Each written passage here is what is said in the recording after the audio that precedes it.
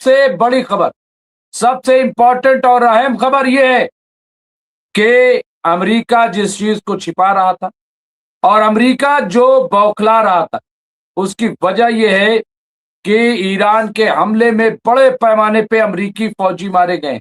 बड़े पैमाने पर 6 लोग, एक ही परिवार। आप देखिए, दुनिया उस पर गौर ही नहीं कर रही, दुनिया उस पर बात ही नहीं कर रही। हाँ? आखिर हो क्या गया है दुनिया? यानी 6 लोग मार दिए जाएं, 10 लोग मार दिए जाएं, कोई परवाह नहीं।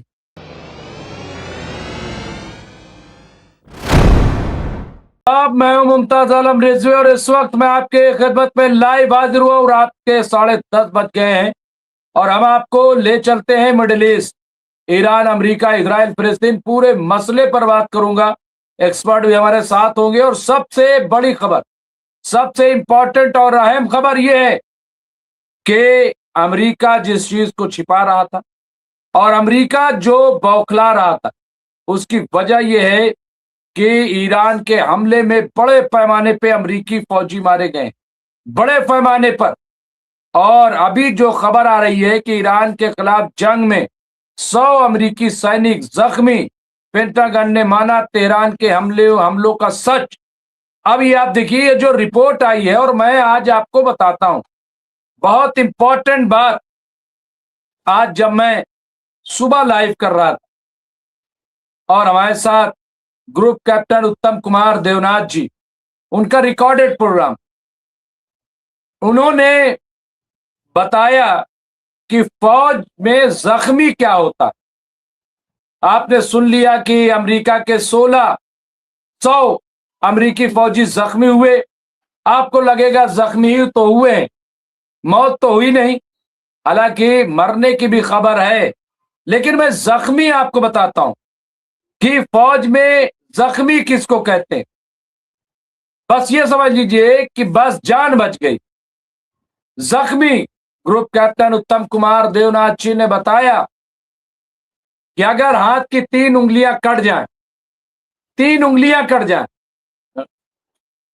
तो, या इतना 4 उंगलियां कट जाएं, तो कहते हैं कि वो जख्मी नहीं माना जाता। यानी 3 उंगलियां कट जाए, 4 उंगलियां कट जाए, वो जख्मी नहीं माना जाता।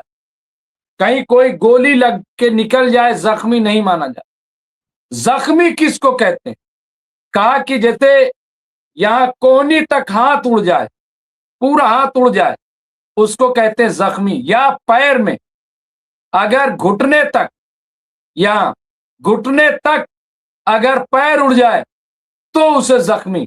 मैंने सवाल किया कि क्या जख्मी फिर उसको कहते हैं कि जो फिर फौज में शामिल होने लायक न बचे? इस पर ग्रुप कैप्टन ने कहा एग्जैक्टली यही है, जख्मी उसी को कहते हैं कि जो दोबारा फौज में ना आ सके। तो आप देखिए, ईरान के हमले में ये जो 100 फौजी जख्मी हुए, ऐसा बताया जा रहा है, मरने की भी खबर है। और यहां पे जनाजे भी जिस तरह से पहुंचे हैं, उससे जाहिर सी बात है कि एक बेचैनी, एक बौखलाहट है अमेरिका की, वॉशिंगटन की, डोनाल्ड ट्रंप की। यहां पे अमेरिकी रक्षा विभाग पेंटागन ने ईरान के जवाबी हमलों में अपने 100 सैनिकों के जख्मी होने की बात कबूल की। पेंटागन के मुख्य प्रवक्ता शॉन पार्नेल ने इसकी जानकारी दी है। उन्होंने एक्स पर कहा, ये सैनिक 7 जुलाई के बाद हुए हमलों में घायल हुए, इनमें 96% सैनिक ठीक होकर ड्यूटी पर लौट चुके हैं। उन्होंने बताया कि ज्यादातर को हल्की सिर की चोट लगी थी। पार्नेल ने यह बयान न्यूयॉर्क टाइम की रिपोर्ट को शेयर करते हुए दिया है, जिसमें दावा किया गया था कि रक्षा मंत्रालय ईरान के साथ युद्ध में घायल हुए अमेरिकी सैनिकों की जानकारी सार्वजनिक नहीं कर रहा है। अब यहां पे आप देखिए, ग्रुप कैप्टन ने क्या बताया और यहां क्या बताया जा रहा है कि 96% फिर से ड्यूटी पे लौट गए, जबकि ग्रुप कैप्टन बताते हैं कि जख्मी कहा किसको जाता है, जख्मी माना किसको जा रहा है। तो यहां पे इस बात का अंदाजा लगाइए कि अमेरिका सच को छिपा रहा। अमेरिका इस बात से खौफजदा है कि कहीं दुनिया को उनकी कमजोरी का पता न चल जाए, यह न पता चल जाए कि अमेरिका कमजोर पड़ रहा, अमेरिका जंग में नुकसान उठा रहा है।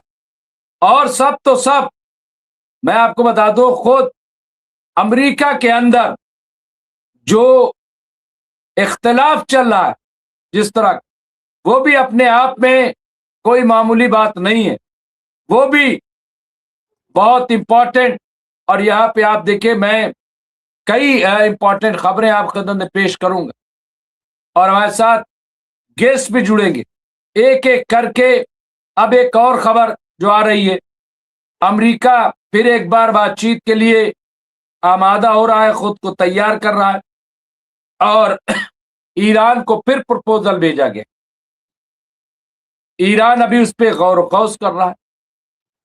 तो अब काफी ईरान पे दबाव है। मैं बात बताऊं आप, सैयद अब्बास अरागची हो या मसूद पेजेश्कियान जो प्रेसिडेंट है, यहाँ पे अमेरिका मशरिक वस्ता यानी मिडिल ईस्ट में ईरान को अपना असर और रसूख छोड़ने को तैयार नहीं है। यहाँ पे बताया, जिनेवा ग्रेजुएट इंस्टीट्यूट से साइरस शाइक का कहना है कि हौसियों की जानिब से बहरे अहमर ने सऊदी तेल की बरामदात पर हमले की धमकी आबनाए हुर्मुज पर ईरान के हमलों के साथ एक मुफाहमत है। उन्होंने अल जजीरा को बताया कि यह इस लिहाज से एक इजाफा है कि हमारे पास अब एक नई जगह है बहरे अहमर, जो कि जंग का हिस्सा है, लेकिन इसी वक्त ये खास तौर पर गैर फौजी इजाफा है, यानी ये इस वक्त इस खास लम्हे में गैर मुतहर्रिक यानी कुछ काम का नहीं है। ये अल जजीरा को उन्होंने बताया है। एक और खबर जो आज चलाई जा रही है और अजीब व गरीब मैं इसलिए कह रहा हूं क्योंकि खबर यह चलाई जा रही है कि सऊदी अरब और ईरान आमने सामने आने वाले, दोनों में छिड़ेगी जंग। ऐसी रिपोर्ट दी जा रही जो सिवाय झूठ के और कुछ नहीं। और ये जोड़ा जा रहा है, मेरा अपना ख्याल ये है, अंसारुल्लाह हौती से, कि चूंकि अंसारुल्लाह हौती और सऊदी में जंग होगी, जब दोनों में जंग होगी तो ईरान को बालते मजबूरी आना पड़ेगा और जब ईरान कूदेगा तो सऊदी अरब से उसकी जंग हो जाएगी। लेकिन क्या लगता है आपको, ईरान कूदेगा?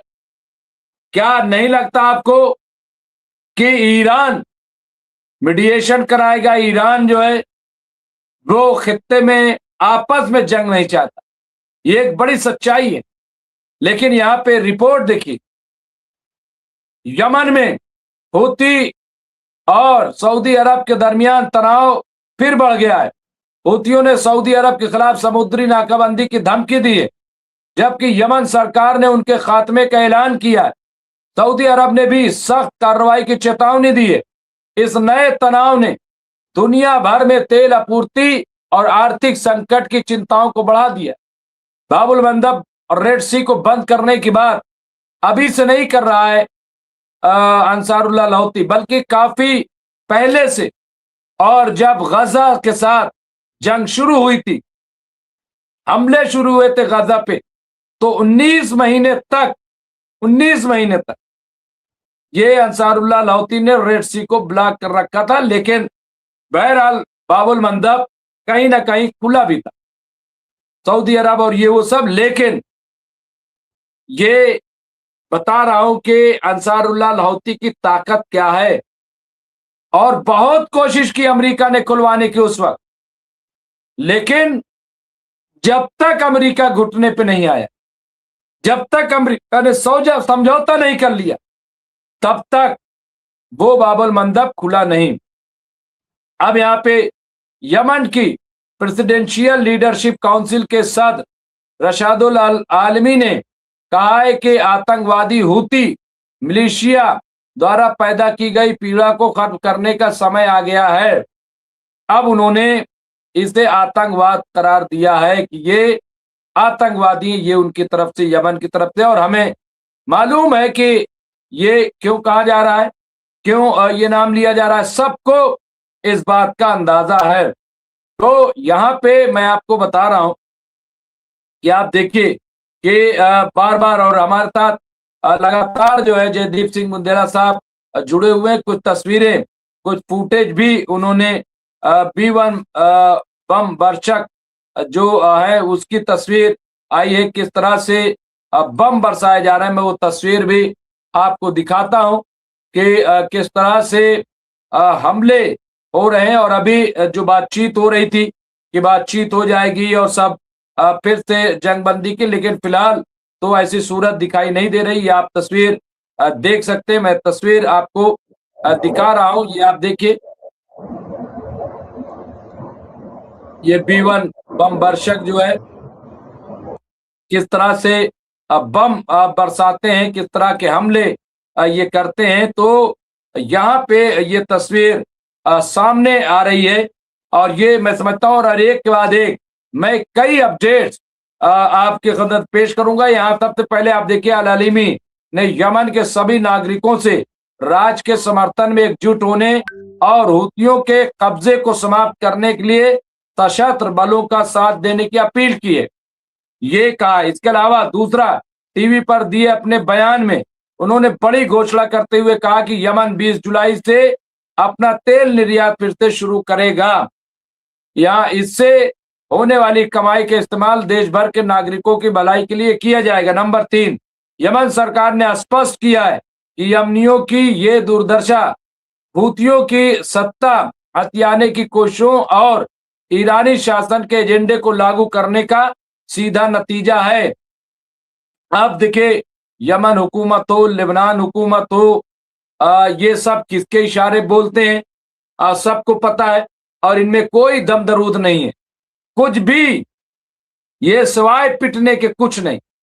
लेकिन जबान खोल रहे, जबान ये बोल रहे। यमन सरकार के इस रुख के बीच हूतियों ने आक्रामक कदम उठाते हुए सऊदी अरब पर समुद्री नाकाबंदी लगाने की घोषणा कर दी है।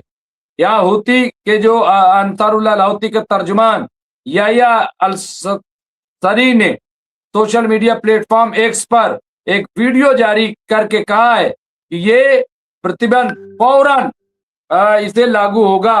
हूतियों का आरोप है कि सऊदी अरब ने यमन की राजधानी सना की घेराबंदी कर रखी है, जिसके जवाब में यह नाकाबंदी की जा रही है। पिछले हफ्ते सऊदी अरब ने सना के हवाई अड्डे पर हमला किया था, जिसके जवाब में हूतियों ने दक्षिणी सऊदी हवाई अड्डे को निशाना बनाया।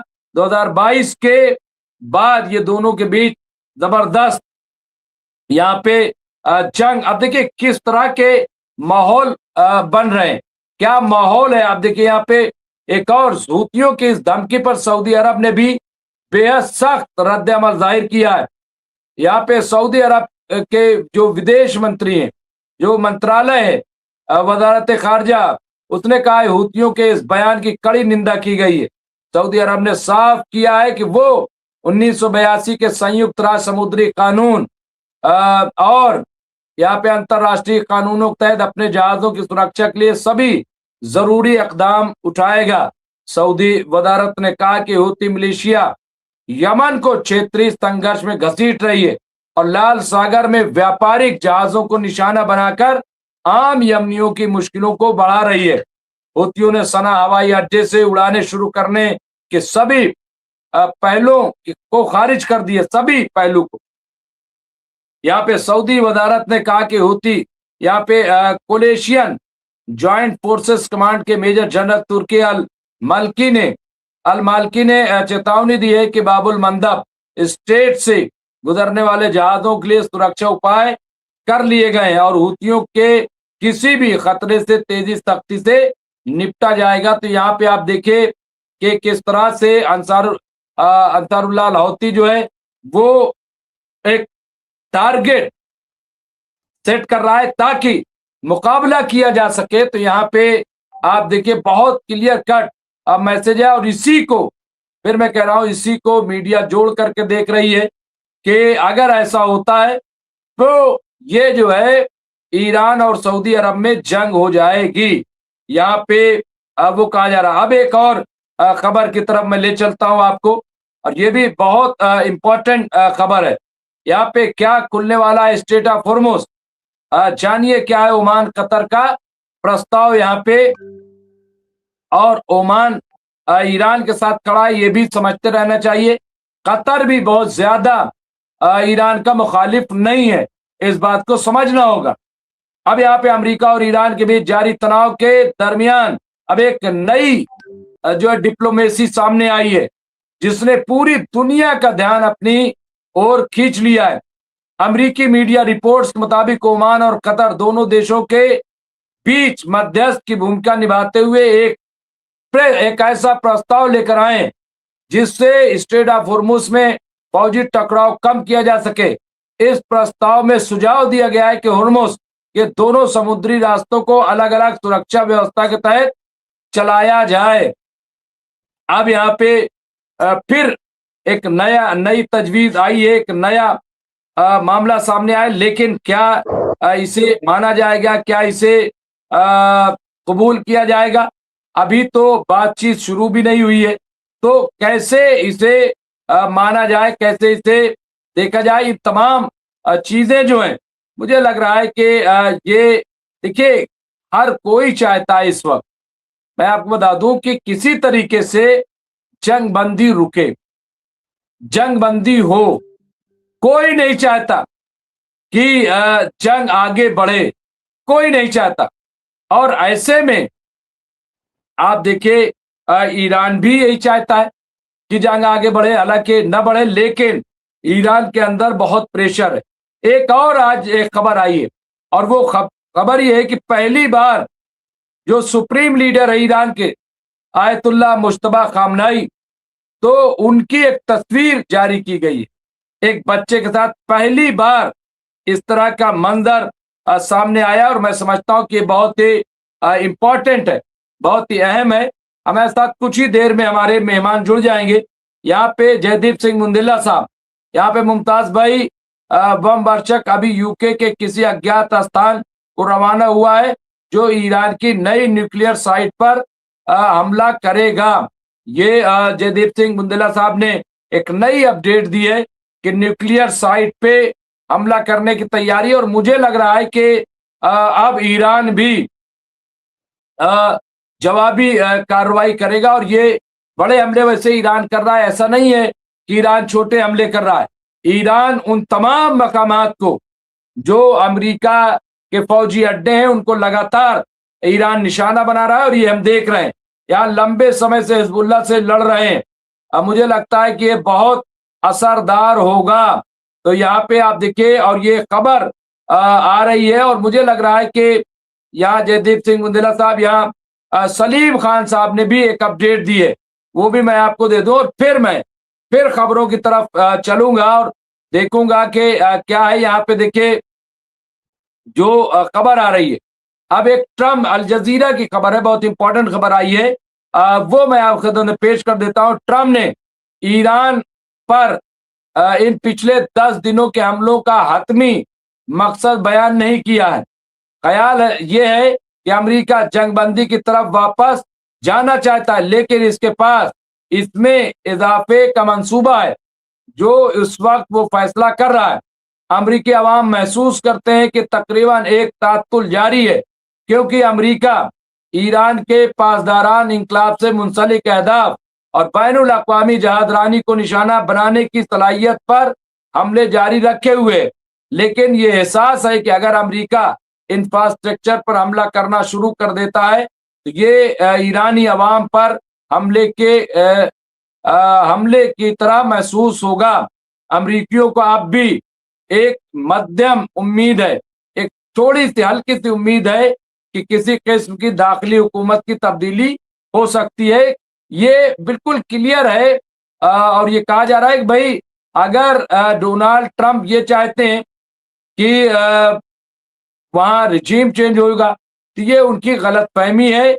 ईरान में रिजीम चेंज नहीं होगा। अच्छा, कितनी बड़ी ताकत, अभी जब प्रोसेशन हुआ था, जब आखिरी रसूमात आयतुल्ला सैयद अली खामनाई की अदा की गई थी, तो हमने देखा कि किस तरह से वहां पे लोग उमड़ पड़े, लोग बड़े पैमाने पे आ गए हिमायत में, और लाखों की तादाद में, मैं आपको बता रहा हूं, यहाँ पे 4.5 करोड़, 4.5 करोड़ बहुत होते हैं, 4.5 करोड़ लोग ईरानी वहां पे आ गए थे, और इससे दुनिया हैरान हो गई। और अमरीकी एक्सपर्ट भी ये मानने लगे कि ईरान इंटैक्ट है, ईरान मुत्तहिद है, और ईरान को नुकसान नहीं पहुंचाया जा सकता। और खास बात यह कि जब आयतुल्ला सैयद अली खामनाई साहब दुनिया से रुखसत हुए, इन पे हमला हुआ, तो उनकी मुट्ठी बंधी हुई, और बंद मुट्ठी को बाकायदा जो है एक सिंबल के तौर पे दिखाया जा रहा है, वहां पे जगह जगह फोटो लगाए जा रहे हैं। तो ये भी अपने आप में देखिए बहुत बड़ी बात है। इसके अलावा अमेरिका ईरानी जौहरी सैनिटरी यहाँ पे फ्यूजेस की मुमकिन जगह को बहुत ज्यादा मारेगा। यहाँ ट्रम्प ने सहाफियों को बताया है कि अमेरिका उस इलाकों को निशाना बनाएगा जहां ईरान के जौहरी सेंट्री यहाँ पे फ्यूजेस के बारे में अफवाहें हैं, और जल्द ही वहां पे हमला किया जाएगा। और इसीलिए अभी ये बात आ रही थी कि अमेरिका हमला उन जगहों पर कर सकता है शायद बहुत जल्द, और इस बारे में वो कुछ नहीं कर सकते। उन्होंने इस सवाल के जवाब में कहा कि आया ईरान ने अपने सेंट्री फ्यूजेस को यहाँ पे कौंतल के इलाके में यहाँ पे पक्केक्स माउंटेन पर मुंतकिल कर दिया है। यहाँ पे देखिए ये नाम आमतौर पर मैं ये नहीं क्यों कहूंगा। उन्होंने मजीद कहा कि अगर मैं सोचता कि वो इसके बारे में कुछ कर सकते हैं तो मैं ऐसा कभी नहीं कहूंगा, लेकिन हम बहुत जल्द इस इलाके को मारेंगे और बहुत भारी हमला करेंगे। तो ये डोनाल्ड ट्रंप का कहना है कि बड़े हमले किए जाएंगे, कोई छोटा मोटा हमला नहीं होगा। और यही बात देखिए यहाँ पे जयदीप सिंह बुंदेला साहब ने ये भेजा है कि ईरान की नई न्यूक्लियर साइट पेकेक्स है, जो पिछली साइटों से काफी गहराई पर है, जिसे माना जाता है कि इसे तबाह किया जाना चाहे संभव नहीं है, तो इसे तबाह नहीं किया जा सकता। अभी अल जजीरा में मैं वही पढ़ रहा था, और वही यहाँ पे जयदीप सिंह बुंदेला साहब ने दिया। इसके अलावा यहाँ पे आप देखिए 24 जुलाई को रोम संधि के सदस्य देश अभियोजक की कानूनी यहाँ पे ट्रंप से करीम खान को हटाने के लिए मतदान करेंगे। यादवेंद्र दत्त जो है मिश्रा, उन्होंने क्या लिखा है बहुत इंपॉर्टेंट। यहाँ साथियों, इजराइल अमेरिका के साथ दुनिया के केवल एक देश का राष्ट्राध्यक्ष अपने चेले चपाटियों के साथ एप्स्टीन फाइल में शामिल है। नेतन्याहू के साथ, ट्रंप के साथ दुनिया में वही अपने निजी कारणों के साथी है। श्री खान को 24 जुलाई के सत्र में भाग लेने के लिए मान्यता देने से इनकार कर दिया गया है। उन्हें अपना बचाव करने की अनुमति नहीं है। तो यहाँ पे देखिए एक और, जयदीप सिंह बुंदेला साहब ने यूके की लेबर पार्टी की कैबिनेट में 27 में से 23 इजरायली समर्थक चुने गए हैं। 27 में से 23 इजरायली समर्थक। तो ये अलग अलग खबर यहाँ पे आ रही है, और मुझे ऐसा लग रहा है कि ये जो खबर है ये बहुत इम्पोर्टेंट है, और इसलिए भी इम्पोर्टेंट है कि दुनिया जो है वो गौर खौज कर रही है, दुनिया देख रही है कि सच क्या है, दुनिया देख रही है कहीं ऐसा तो नहीं है कि जंग भड़कने वाली है। यानी हर कोई अपने तौर पर देख रहा है। और एक ऐसे लोग भी, मैं आपको बताऊं, ऐसे लोग भी हैं जो चाहते हैं कि हमला हो, ईरान रुके नहीं, ईरान हमला करे, ऐसा जो है वो कहा जा रहा है। तो मुझे ऐसा लग रहा है कि ये जंग जो है फिलहाल रुकने का नाम तो नहीं ले रही। और मैं आपको आगे कुछ और इंपॉर्टेंट खबरें हैं जिनकी तरफ इशारा करना बहुत जरूरी है। अब यहाँ पे आप देखिए कि हमास की अगर बात करें आज की तारीख में, तो हमास को खलील अलैया के नाम का एक नया लीडर, हालांकि वो नए नहीं है लेकिन सरबराह पहली बार बने। खलील अलैया को मारने की कोशिश कई बार की गई लेकिन अमेरिका कामयाब नहीं हो सका। अमेरिका कामयाब नहीं हो सका कई बार। मैं जब कह रहा हूं कई बार, ये एक बहुत बड़ी सच्चाई है। लेकिन बार बार खलील अलैया बच जाते हैं और उन्हें अमेरिका मारने में नाकाम रहता। तो यहाँ पे आप देखिए किस तरह के सूरत हाल हम देख रहे हैं। और अब मैं थोड़ा से मिडिल ईस्ट मॉनिटर की तरफ चलूंगा। इजरायली हमले में गाजा में जंगबंदी के बावजूद एक 6 सदस्यीय फिलिस्तीनी परिवार की मौत हो। 6 लोग, एक ही परिवार। आप देखिए दुनिया उस पर गौर ही नहीं कर रही, दुनिया उस पर बात ही नहीं कर रही। आखिर हो क्या गया है दुनिया? यानी 6 लोग मार दिए जाएं, 10 लोग मार दिए जाएं, कोई परवाह नहीं, किसी तरह की परवाह नहीं। और फिर मारा गया। यहाँ पे आप देखिए, यहाँ पे स्टॉर्मर की गाजा नीति से अलग होने में नाकाम रहने के बाद मिलिबैंड आलोचनाओं के घेरे में आ गए। इसके अलावा गाजा में औपनिवेशिक विस्तार को समान बनाने की राह जो है वो हमवार की जा रही। लेकिन इसके अलावा अमेरिकी सीनेटर बर्नी सैंडर्स का कहना है कि इजराइल को गाजा में कत्लेआम करने का कोई अधिकार नहीं था जिस तरह से उन्होंने कत्लेआम किया, ये गलत है। रिपोर्ट के अनुसार पेंटागन ईरान जंग के कारण भारी आर्थिक संकट से जूझ रहा है। ये भी बहुत इंपॉर्टेंट, ये मिडिल ईस्ट मॉनिटर के हवाले से मैं ये खबर दे रहा हूं। और ये खबर कल भी थोड़ी सी आई थी, लेकिन अब मिडिल ईस्ट मॉनिटर ने, क्योंकि ये खबर जो है बहुत इंपॉर्टेंट तरीके से वो की है, तो ये मुझे ऐसा लग रहा है कि इसे पेश कर देना चाहिए ताकि आपको एक सच्चाई सामने। हमारे साथ जुड़ गए अब्दुल वाहिद साहब। आज काफी देर हो गई और कोई और गेस्ट था भी नहीं, लेकिन फिर भी मुझे अपडेट करना ही था और इसलिए मैं लगातार आपको अपडेट कर रहा था। यहाँ एक और वॉशिंगटन पोस्ट ने मंगल को अमेरिकी हुक्काम का हवाला देते हुए रिपोर्ट किया है कि पेंटागन ईरान में जंग की वजह से फौरी तौर पर फंडिंग की कमी का सामना कर रहा है। ये देखिए, ये मिडिल ईस्ट मॉनिटर की खबर है। इसके अलावा यहाँ पे यमन द्वारा सऊदी पर ब्लॉकेड लगाने के कारण 6 शिप को हटना पड़ा है। ये बहुत बड़ी खबर है। इसके अलावा यूके की लेबर पार्टी की कैबिनेट में 27 में से 23 इजरायली समर्थक चुने गए। इसके अलावा यहाँ पे मुमताज भाई, क्या 24 घंटे के बीच ईरान ने मोसाद के हेड क्वार्टर को फिर उड़ा दिए हैं? कुछ मीडिया से ऐसी खबरें आ रही, मैं